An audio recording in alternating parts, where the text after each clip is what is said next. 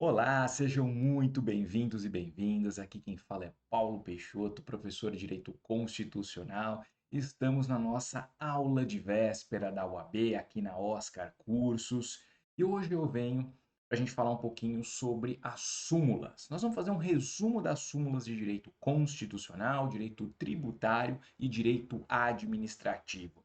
Vocês sabem que a prova, além da literalidade da legislação, cobra também alguns entendimentos jurisprudenciais. E é por essa razão que a gente precisa também conhecer algumas das súmulas dessas disciplinas que já caíram e podem muito bem cair novamente. Antes disso, para quem quiser, eu já deixo aqui ó, o meu Instagram, @phlpeixoto. Podem lá me seguir, acompanhar as dicas que eu posto frequentemente para vocês. Beleza? Todo mundo junto? Podemos avançar? Então vamos lá, vou colocar na tela e você vai acompanhar aí comigo. Então, ó, resumo das súmulas, certo? Na Oscar Cursos, vou começar a falar das súmulas de direito constitucional, certo? Então eu separei aqui, ó, coloquei para vocês, como vocês podem ver, as em constitucional, acho que o que vale mais a pena a gente comentar são as súmulas vinculantes, sem sombra de dúvida. Então eu listei aqui, tá? Depois esse material vai ser colocado aí para vocês, disponibilizado, as principais súmulas vinculantes de constitucional, tá? Eu separei aqui com base no tema, naquilo que já foi perguntado. Vocês vão perceber que algumas podem até ser comuns com outras matérias, mas já caiu em constitucional, pode cair também, por exemplo, em direito administrativo. Então, ó, súmula 5, a súmula vinculante 6, a 10, a 11, a 12, a 13, 14, 18, 21, 25, 27, 38, 46, 47, 49, 55. Poxa, professor, são quase todas? Não, tem mais, muito mais por aí. Mas o importante é que você saiba o seguinte: as súmulas vinculantes, elas têm um enunciado muito curtinho. Às vezes uma linha, duas linhas. Então você lê com tranquilidade. Se você separar aí, vamos imaginar, meia hora, você consegue tranquilamente ler todas as súmulas vinculantes. Sem, né, qualquer problema aí você consegue entender. Bom, o que eu fiz aqui? Dessas que eu acabei de listar, que depois com calma você vai ler, eu separei algumas, tá? Para a gente fazer alguns comentários. Isso pode servir aí como base para o seu estudo. Então, ó, vamos lá. Súmula vinculante número 5. Diz assim, ó, a falta de defesa técnica por advogado no processo administrativo disciplinar não ofende a Constituição. Em resumo, o que está dizendo aqui? Que se dentro do processo administrativo disciplinar, quando um servidor público cometeu uma falta e vai responder administrativamente, ele precisa necessariamente estar acompanhado de um advogado? Fazer a defesa por advogado? Não. Diz aqui, ó, a falta de defesa técnica pelo advogado não ofende. Então, se entende, é entendimento do Supremo, que dentro do processo administrativo, aquele servidor, então ele pode ele mesmo fazer a sua própria defesa, não precisa ter o advogado lá. Se tiver, óbvio que é melhor, mas não há essa necessidade. Tudo bem? Tranquilo? Ótimo, vamos avançar. Súmula 6, também já caiu faz um tempinho. Ó. Não viola a Constituição o estabelecimento de remuneração inferior ao salário mínimo aos praças prestadoras do serviço militar inicial. Então, ó, você sabe muito bem que o mínimo que se ganha aqui no país, em termos de remuneração, é o salário mínimo, estabelecido, tem lá no artigo 7º da Constituição. No entanto, né, as praças, né, os praças ali do serviço militar inicial, eles ganham menos. E questionou-se, o fato deles ganharem menos viola a Constituição, porque lá dispõe que o mínimo é o salário mínimo, certo? Então, o STF entendeu que neste caso aqui, o fato deles ganharem menos não viola, tá? Porque é uma situação diferente, tá? Eles estão ali no serviço militar inicial, acabaram de ingressar, né, um alistamento, então não se compara essa forma de que ele está ali, né, prestando o serviço militar com um trabalho comum, como uma remuneração de servidor efetivo, por exemplo. Então não se compara por isso. Se ele ganha menos, não tem nenhum problema. Depois eu coloco aqui, pessoal, a súmula vinculante 10, que fala da cláusula de reserva de plenário, que está lá no artigo 97, e diz ó, que a decisão do órgão fracionário de tribunal, por exemplo, uma Câmara ou uma turma, embora não declare expressamente a inconstitucionalidade de lei ou ato normativo, do poder público, mas afasta a sua incidência no todo em parte. Então, o que o STF disse?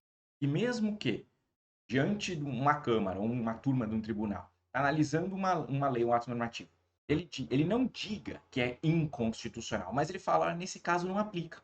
Opa, mas espera aí. Se ele está dizendo que não aplica, significa que ele não está reconhecendo a validade daquela lei ou ato normativo. Então, de certa forma, ele está dizendo que é inconstitucional, porque se ele não está aplicando, e ele tem que aplicar. Se é lei válida, tem que ser aplicada. E se não aplica, é como se estivesse declarando a inconstitucionalidade. E, portanto, órgão fracionário não pode declarar, a princípio, a inconstitucionalidade. É preciso o quê? Que o pleno do tribunal ou o órgão especial se manifeste. E se eles fizerem assim, vai na contramão da cláusula de reserva de plenário. Depois eu também menciono aqui, ó, a súmula vinculante 12, fala de taxa de matrícula nas universidades. E é simples, tá? Universidade pública não pode cobrar taxa de matrícula, tá? Porque o ensino é gratuito. Nos estabelecimentos oficiais, o ensino tem que ser gratuito, ensino público. Então não há que se falar em cobrança de taxa. Depois, ó, a súmula vinculante 18, pessoal, diz assim, ó, dissolução da sociedade ou do vínculo conjugal no curso do mandato não afasta a inelegibilidade prevista no parágrafo 7º do artigo 14. Aqui, ó, esse parágrafo 7º do artigo 14, nós temos ali a chamada inelegibilidade reflexa ou indireta, que é aquela inelegibilidade que afeta não o titular do executivo, o prefeito, o governador, o presidente, mas sim os seus parentes. Seus parentes, né, até o segundo grau. Então tem que ficar muito esperto com isso. Os parentes até segundo grau, então, não podem exercer cargos políticos se aquele titular já tem. Então, se, por exemplo, eu sou prefeito, meu filho, minha esposa não podem candidatar ao cargo de prefeito nem de vereador. Porque dentro da minha circunscrição, que é o município, eles não podem. Se eu sou governador, minha área agora é todo o estado. Eles também não podem se candidatar a cargos estaduais. E se eu sou presidente da República, minha esposa, meu filho não podem se candidatar a nenhum cargo político. Só tem um detalhe, tá? Na inelegibilidade reflexa, se eles já possuem um cargo, se esse parente já possui um cargo antes daquele que vai assumir a titularidade do executivo, então tudo bem. E se ele for candidato à reeleição. Agora, se ele não tem nenhum cargo, ele não pode assumir. E essa súmula vinculante 18 diz o quê? Ó? Que dissolvida a sociedade conjugal, o vínculo, não é afastada essa inelegibilidade, ou seja, se tem lá marido e mulher, são casados, tá? Ou também uma relação homoafetiva, se há esse vínculo e de repente eles se separam, a inelegibilidade continua, não dá para alegar, não sou mais casado, sou divorciado, então eu posso concorrer, porque não tem mais a inelegibilidade. Não, para o STF ela permanece. Depois, a súmula vinculante 25 diz que é ilícita, essa aqui todo mundo conhece, né? A prisão civil do depositário infiel, qualquer que seja a modalidade de depósito. Ou seja, não se admite no ordenamento jurídico prisão civil do depositário infiel. E por fim, aqui eu destaco a súmula vinculante 46, que diz assim: a definição dos crimes de responsabilidade e o estabelecimento dessas respectivas normas de processo e julgamento, ó, cuidado, são competência legislativa da União. Então, dispor sobre o que é crime de responsabilidade, como ele vai ser, né, processado, como haverá o procedimento, é a União, é competência legislativa. Tá? Tanto que nós temos a Lei 1079 de 1950, e já estão pensando até em criar uma lei nova, né, para atualizar e dispor sobre isso. Então, estados, municípios não podem dispor sobre crimes de responsabilidade e tampouco, né, o procedimento para julgamento. Beleza, pessoal? Tranquilo? Ótimo. Então, de constitucional, são essas súmulas aqui, as vinculantes, que eu trago para vocês, ó. Todas essas, eu fiz alguns destaques aqui para ajudar. Agora vamos falar um pouquinho de tributário. Vamos avançar para outra matéria. Dentro de direito tributário, eu também destaco algumas súmulas vinculantes e súmulas do STJ. Então, ó, com relação às súmulas vinculantes, tem aqui ó, 19, 24, 28, 29, 31, 32, 41, 48, 50, 52, 57, 58. Bom que se você ler as súmulas vinculantes todas, né, de uma vez só, já vai te ajudar em constitucional, te ajuda em tributário, administrativo também, te ajuda em processo penal. né? Já vai ajudar de um modo geral. E também aqui as súmulas do STJ, que eu destaquei algumas. Ó. 447, a 553, 569, 581, 625 e 653. Em relação às súmulas vinculantes, o que eu destaco aqui? Ó? 19, que diz assim: a taxa cobrada exclusivamente ó, em razão de serviços públicos de coleta, remoção, tratamento ou destinação de lixo ou resíduos provenientes de imóveis não viola o artigo 145, inciso 2º. Ou seja, nós estamos falando do quê? Taxa de lixo. Para a súmula vinculante 19, a taxa de lixo, ela né, é constitucional e pode ser cobrada mediante esse tributo, taxa. Ela não viola o 145, porque antigamente tinha discussão, né? Se essa taxa era entendida, né, como um serviço público, né, divisível, porque é o que permite a cobrança mediante taxa, né? Tinha toda aquela discussão, né? Porque essa taxa ela é cobrada com base na metragem, né? Olhava ali o IPTU, a metragem do imóvel, e aí eles fizeram um cálculo para falar, bom, de acordo com essa metragem, a gente estabelece que tem essa taxa de lixo. Foi questionada, tá? Há ainda controvérsia sobre isso, mas enfim, o que você precisa saber? É súmula vinculante, não tem muita conversa. Então, taxa de lixo, essa cobrança em razão aí do lixo, ela é constitucional, tá? E é taxa no sentido estrito de tributo, porque estamos falando de um serviço público divisível. Beleza? Depois, ó, súmula vinculante 28. É inconstitucional a exigência de depósito prévio como requisito de admissibilidade de ação judicial na qual se pretende discutir o quê? A exigibilidade do crédito tributário. Então, ó, tem lá um determinado crédito tributário, estão cobrando. O contribuinte olha e fala: bom, eu não reconheço, para mim esse crédito aqui não é exigível. O que ele vai fazer? Ele vai entrar com uma ação para discutir a exigibilidade desse crédito. Só que aí havia, né, antigamente, o entendimento de que, para que ele possa discutir a exigibilidade do crédito, ele deveria fazer um depósito daquele valor. Falar, ok, você pode discutir, mas deposita aqui o valor, né, referente a esse crédito, porque se no final a ação for julgada, o pedido for julgado improcedente, o fisco já pode levantar. Só que aí o STF analisou isso e falou, bom, esse tipo de cobrança, essa exigência de depósito prévio, né, viola aí, né, o contraditório, a ampla defesa, e também é uma barreira para você acessar o judiciário. Porque se eu tenho que pagar, e se o contribuinte não tem dinheiro? Como que ele vai fazer esse depósito? E se ele não fizer o depósito, a ação não vai poder seguir. Então, entenderam que é inconstitucional essa exigência de depósito. Por quê? Porque isso forma e cria-se uma barreira que impede, né, o acesso ao poder judiciário. Né? Só quem tem dinheiro ia conseguir, de fato, discutir os tributos. Beleza? Depois, súmula vinculante 29. É constitucional a adoção, no cálculo do valor de taxa, de um ou mais elementos de base de cálculo própria de determinado imposto, desde que, cuidado aqui, ó, não haja integral identidade entre uma base e outra. O STF, então, aqui pacificou a questão, dizendo que eu posso ter uma taxa que usa como base algum elemento que tem no imposto. Não pode haver aí, né, a taxa ter todos os elementos da base de cálculo do imposto. Mas uma coisinha ou outra pode ter, tá? Ela pode ter um elemento ou outro, ela pode se basear.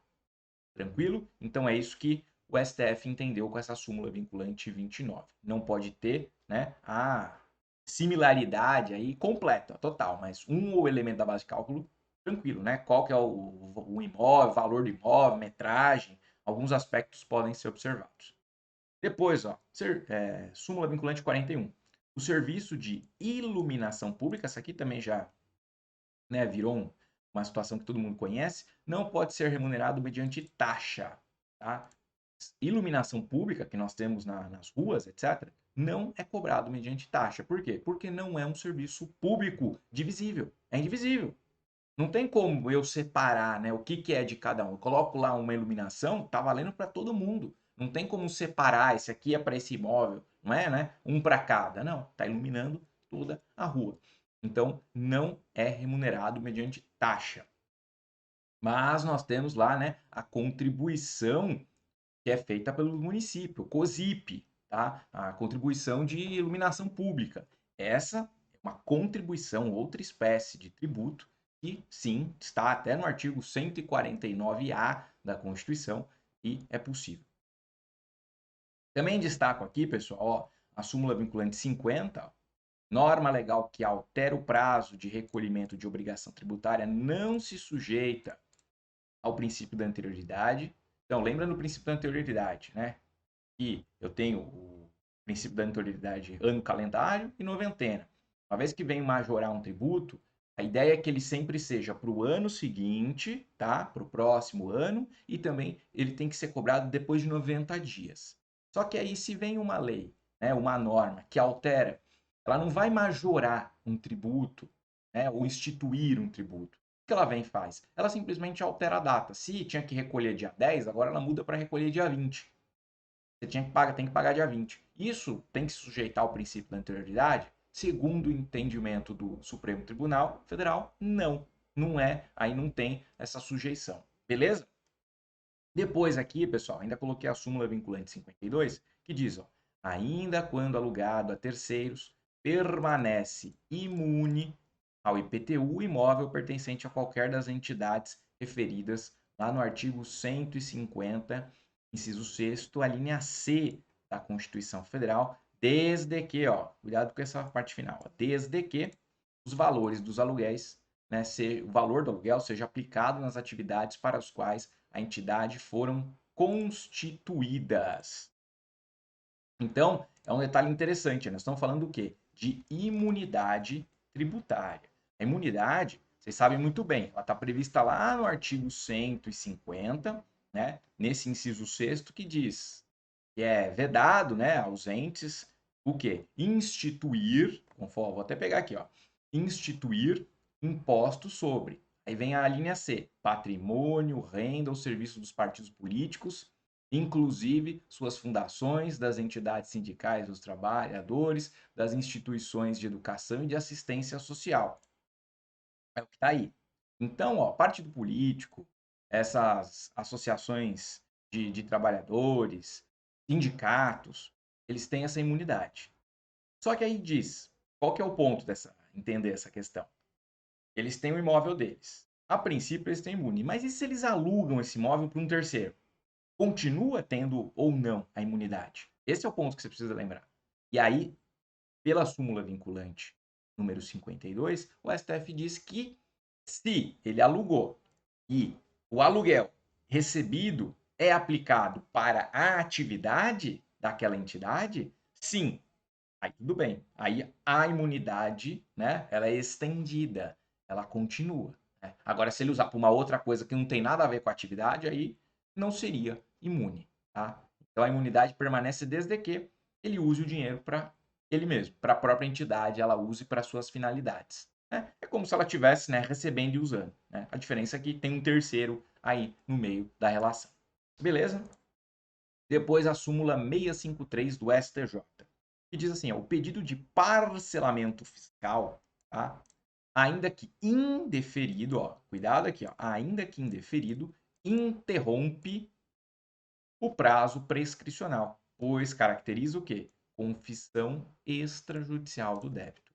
Então, fiz lá um pedido, tô devendo, veio aquela oportunidade que tem quase todo ano de fazer, então, o parcelamento do débito tributário. Fiz lá o pedido, certo? O fisco indeferiu. Não é caso, você não se enquadra aqui.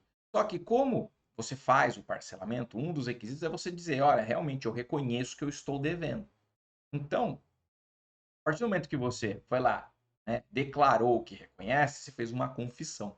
E ainda que seja extrajudicial. E, portanto, para o STJ, isso interrompe o prazo prescricional, certo? Para, né, a cobrança desse crédito tributário.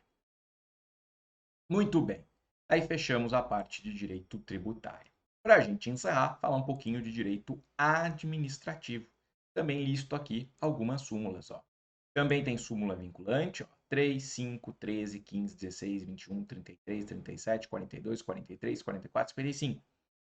Tem algumas súmulas do STF, tá? E súmulas do STJ, que eu separei para vocês. Do que tem aqui, o que eu vou destacar? Vamos lá. Essa aqui eu já comentei, né, na parte de direito constitucional, súmula vinculante 5, né, a falta de defesa técnica, ela também vale aqui, né, uma vez que o processo administrativo disciplinar, né, pode ser tanto usado ali na parte constitucional quanto na parte de direito administrativo, então você já sabe que isso não ofende. Tem a súmula vinculante 13, né, essa aqui é a do nepotismo, você lembra, né, que diz, ó, a nomeação de cônjuge, companheiro ou parente em linha reta, colateral ou por afinidade até o terceiro grau, inclusive de autoridade nomeante ou de servidor da mesma pessoa jurídica investido em cargo de direção, chefia, assessoramento, por exercício de cargo em comissão de confiança ou ainda de função gratificada, ó, em qualquer dos poderes, viola a Constituição Federal. Ou seja, nepotismo, tá? Fazer nomeação do cônjuge, do companheiro e de parentes até o terceiro grau, tá? Dessa autoridade nomeante ou de servidor da mesma pessoa que tenha cargo ali, né, de direção, chefia. Então não pode. Viola a Constituição. Isso aí acaba esbarrando na moralidade administrativa, também na legalidade, entre outros princípios administrativos. Depois, súmula vinculante 21, ó, é inconstitucional a exigência do depósito ou arrolamento de bens, arrolamento prévio de dinheiro ou bens para admissibilidade do recurso administrativo. Vai na mesma linha do que eu comentei com vocês lá em relação à ação para discutir a exigibilidade do crédito tributário. O STF entendeu que exigir um depósito prévio, né, depositar alguma coisa para que o seu recurso seja conhecido, é inconstitucional, viola o contraditório, ampla defesa também, né? O próprio acesso às vias, né? Ainda que estejamos falando aqui de via administrativa, mas você está impedindo a pessoa de se valer de um recurso, né? Porque você está exigindo um requisito, que é dinheiro, né? Para ela poder recorrer, ainda que seja administrativamente. Viola a Constituição. Depois temos ainda a súmula vinculante 43, que é inconstitucional toda modalidade de provimento que propicie ao servidor investir-se sem prévia aprovação em concurso público destinado ao seu provimento, em cargo que não integra a carreira na qual anteriormente investido. Isso aqui é um detalhe muito importante, tá? Você só vai assumir um cargo público se você, né, se for nas condições de concurso público, aquele que você prestou. Você não pode prestar um concurso X e de repente internamente mudar para um outro cargo. Não se admite. Tá? Ó, toda modalidade de provimento que propicia ao servidor investir sem a prévia aprovação. Para aquilo que exige cargos de provimento efetivo, que exigem um concurso público, né, empregos públicos que também exigem concurso público, você não pode, do nada, né, do nada, vou ser nomeado aqui juiz. Não, você tem que prestar um concurso. Ah, vou ser nomeado promotor. Do nada. Alguém resolveu baixar ali um decreto e falar, pronto, agora você tá nomeado. Não. Exige-se concurso público. Então você não pode ter alguém que foi, né, nomeado e está exercendo um cargo sem a prévia aprovação do concurso. E ainda destaco a súmula vinculante 55. Ó. Essa já caiu em constitucional, mas também se aplica aqui em direito administrativo. O direito ao auxílio à alimentação não se estende aos servidores inativos. Eu costumo até brincar em aula e falar, para o STF ter que editar uma súmula vinculante sobre esse tema, é porque realmente houve aí inúmeras situações. Faz sentido, concorda?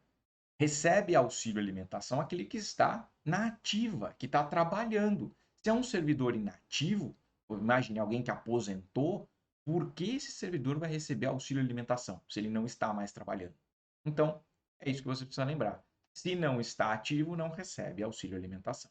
Ele não está lá trabalhando e vai sair na hora do almoço para comer. Não, ele nem está trabalhando, está na inatividade. Tudo bem? Ótimo. Depois, para a gente fechar aqui, ó, essas últimas súmulas tem aqui, ó, do STF, não são vinculantes, tá? a 346 e a 473, que andam junto, tá? A 346 diz: a administração pública pode declarar a nulidade de seus próprios atos, tá? Certo? Está dentro da autotutela. Se ela tem um ato que é eivado, né, tem algum vício, a própria administração pode reconhecer essa nulidade, certo? E pronto, declara a nulidade do ato. E a 473 também diz, ó, a administração pode anular os próprios atos, vai na mesma linha, quando eivados de vícios que os tornem ilegais, tá? Porque deles não se originam direitos, ou revogá-los por motivo de conveniência e oportunidade, respeitados os direitos adquiridos e salvado em todos os casos a apreciação judicial. Então, aquelas duas possibilidades. Se a administração pública se depara com um ato ilegal, ela tem o quê? Declarar a nulidade, né? Anular aquele ato. Agora, há certos atos em que há uma discricionariedade. Então, faz aquele juízo de conveniência e oportunidade. E aí ela pode, bom, vou revogar este ato porque entendo que não é mais conveniente, não é mais oportuno a sua manutenção. Beleza? E a 591, depois eu avanço aqui para o STJ, 591, ó, STJ, mudei, tá? É permitida a prova emprestada no processo administrativo disciplinar, desde que devidamente autorizada pelo juízo competente e respeitado o contraditório pela defesa. Posso usar a prova de um outro processo no administrativo disciplinar? Posso. Mas o que eu preciso aqui? Que haja autorização do juízo competente. Se autorizar, ok, traz ali, né, cópia daquele processo para cá, que pode servir. Depois, ó, 611, desde que devidamente motivada e com amparo em investigação de sindicância, é permitida a instauração de processo administrativo disciplinar com base em denúncia anônima, em face do poder dever de autotutela imposto à administração. A regra é que os processos sejam, então, devidamente fundamentados, certo? Mas é possível que haja um processo que se inicie por denúncia anônima. Tá? A nossa Constituição fala ali, né, que é livre a manifestação do pensamento, vedado o anonimato. No entanto, é possível começar a partir de uma denúncia anônima, desde que haja também outros elementos. Uma denúncia anônima infundada não serve. Ela tem que ser, né, analisada com todos os outros elementos que deem amparo àquela investigação. Mas sim, o STJ admite denúncia anônima. E por fim, ó, 619, a ocupação indevida de bem público configura mera detenção de natureza precária, insuscetível de retenção e indenização por acessões ou benfeitorias. Então, aquele que vai lá e ocupa um bem público, não adianta ele querer pedir depois, tô aqui, quero uma indenização pelo que eu fiz uma benfeitoria, não importa. Você simplesmente está ocupando de forma precária. É uma mera detenção, não é nem posse. Você não tem posse do bem público. Tudo bem? Ótimo, pessoal.